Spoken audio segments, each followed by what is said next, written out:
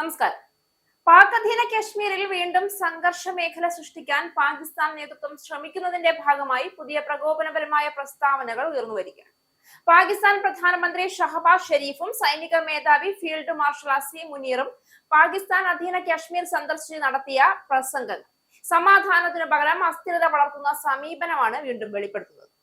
പാക് അധീന കാശ്മീരിൽ സംഘർഷങ്ങൾ വർദ്ധിക്കുന്നതിനിടെ പ്രകോപനപരമായ പ്രചരണങ്ങളുമായി പാകിസ്ഥാൻ നേതൃത്വം വീണ്ടും രംഗത്ത് വന്നിരിക്കുകയാണ്. പാക് പ്രധാനമന്ത്രി ഷഹബാസ് ഷെരീഫും സൈനിക മേധാവി ഫീൽഡ് മാർഷൽ അസീം മുനീറും അടുത്തിടെ പാക് അധീന കാശ്മീരിൽ സന്ദർശനം നടത്തുകയും പ്രദേശത്തെ സുരക്ഷ സംബന്ധിച്ച ആശങ്കകൾ വർദ്ധിപ്പിക്കുന്ന തരത്തിലുള്ള പ്രസംഗങ്ങൾ നടത്തുകയും ചെയ്തതായാണ് വിവരം. നിയന്ത്രണ രേഖയ്ക്ക് സമീപം നടത്തിയ സന്ദർശനത്തിനിടെ ഫീൽഡ് മാർഷൽ അസീം മുനീർ ജിഹാദിനെ പ്രോത്സാഹിപ്പിക്കുന്ന തരത്തിൽ സംസാരിക്കുകയും കശ്മീർ ഉടൻ വിമോചിതമാകുമെന്ന് പ്രതിജ്ഞയെടുക്കുകയും ചെയ്തതായാണ് റിപ്പോർട്ട് ചെയ്യപ്പെടുന്നത്. മേഖലയിൽ പാകിസ്ഥാൻ വിന്യസിച്ചിട്ടുള്ള ഉദ്യോഗസ്ഥരുടെയും സൈനികരുടെയും പോരാട്ട സന്നദ്ധതയെയും പ്രൊഫഷണൽ മികവിനെയും അദ്ദേഹം പ്രശംസിച്ചു. കശ്മീരി ജനതയുടെ സ്വയം നിർണയാവകാശത്തോടുള്ള പാകിസ്ഥാന്റെ അചഞ്ചലമായ രാഷ്ട്രീയ, ധാർമ്മിക, നയതന്ത്ര പിന്തുണ അസീം മുനീർ ആവർത്തിക്കുകയും ചെയ്തു. അദ്ദേഹത്തിന്റെ പരാമർശങ്ങളെ ഷഹബാസ് ഷെരീഫും പിന്തുണച്ചതായാണ് വിവരം. പ്രദേശത്തെ ഒരു സമ്മേളനത്തിൽ സംസാരിക്കവെയാണ് അദ്ദേഹം അസീം മുനീറിന്റെ ഈ കടുത്ത സൈനിക നിലപാടിനെ പിന്തുണച്ചത്. കശ്മീരിന് സ്വയം നിർണയം നൽകുകയല്ലാതെ ഇന്ത്യക്ക് മറ്റു വഴികളില്ല എന്ന് അദ്ദേഹം ഊന്നി പറഞ്ഞു. ഇന്ത്യ അധിനിവേശ വിപുലീകരണ നയങ്ങളും ദുഷ്ടഗൂഢാലോചനകളും ഉപേക്ഷിക്കണമെന്നും ദക്ഷിണേന്ത്യയിൽ സ്ഥിരമായ സമാധാനം ഇത്തരത്തിൽ നേടാനാവില്ല എന്നും അദ്ദേഹം പറഞ്ഞു. പാക് പ്രധാനമന്ത്രിയുടെയും സൈനിക മേധാവിയുടെയും പരാമർശങ്ങൾ മേഖലയിലെ ജനജീവിതത്തെ ദുസ്സഹമാക്കുമെന്നാണ് വിലയിരുത്തൽ. മേഖലയിൽ കൂടുതൽ നുഴഞ്ഞുകയറ്റങ്ങളും സംഘർഷങ്ങളും ഉണ്ടാവുകയും ആക്രമണങ്ങൾ വർദ്ധിക്കുകയും ചെയ്യുമെന്നതിന്റെ സൂചനയാണ് ഇത് നൽകുന്നതെന്നാണ് നിരീക്ഷകരുടെ വിലയിരുത്തൽ.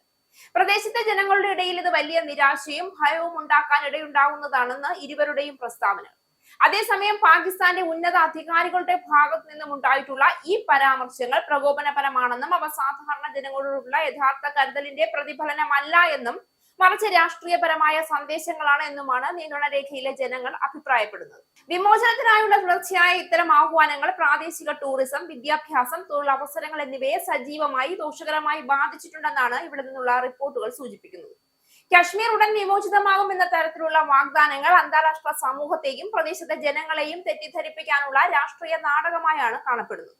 സ്വന്തം രാഷ്ട്രത്തിനുള്ളിലെ ഗുരുതര സാമ്പത്തിക, സാമൂഹിക പ്രതിസന്ധികളിൽ നിന്ന് ശ്രദ്ധ തിരിക്കാനുള്ള ശ്രമം കൂടിയാണ്.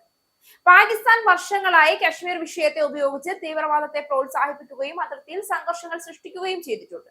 എന്നാൽ കശ്മീർ ഇന്ത്യയുടെ അവിഭാജ്യ ഘടകമാണ്. അത് വികസനത്തിലൂടെയും ജനാധിപത്യത്തിലൂടെയും മുന്നോട്ട് കൊണ്ടുപോവുക എന്ന ഇന്ത്യയുടെ നിലപാട് വ്യക്തമാണ്.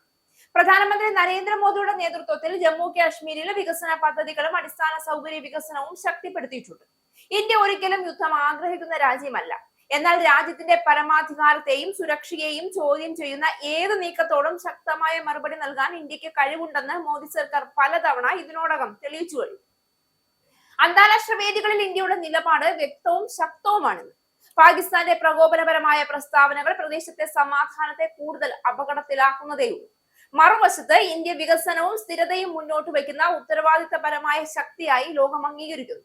മോദിയുടെ നേതൃത്വത്തിലുള്ള ഇന്ത്യ ഭീഷണികൾക്ക് വഴങ്ങാതെ ദേശീയ സുരക്ഷയും ജനങ്ങളുടെ ക്ഷേമവും ഉറപ്പാക്കുന്ന പാതയിലാണ് മുന്നേറുന്നത്. കാശ്മീരിന്റെ ഭാവി ആയുധങ്ങളിലല്ല, വികസനത്തിലും സമാധാനത്തിലുമാണെന്ന സത്യം ലോകം തിരിച്ചറിയേണ്ട സമയം കൂടിയാണ് ഇത്.